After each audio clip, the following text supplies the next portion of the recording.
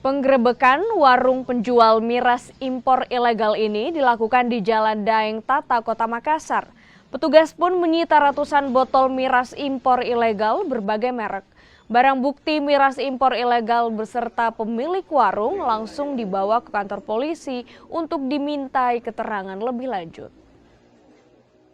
Pada saat kami melakukan pemantauan ke toko tersebut, ternyata benar ada seorang pria yang sementara membeli minuman beralkohol jenis bir. Selanjutnya kemudian kami mendatangi pemilik dan mempertanyakan dokumen yang dia miliki terkait masalah perizinan minuman beralkohol. Ternyata pemilik mengakui bahwasanya dia tidak memiliki izin untuk menjual minuman beralkohol, sehingga kemudian kami melakukan pemeriksaan dan memproses pemilik minuman beralkohol itu untuk kasus tindak pidana ringan.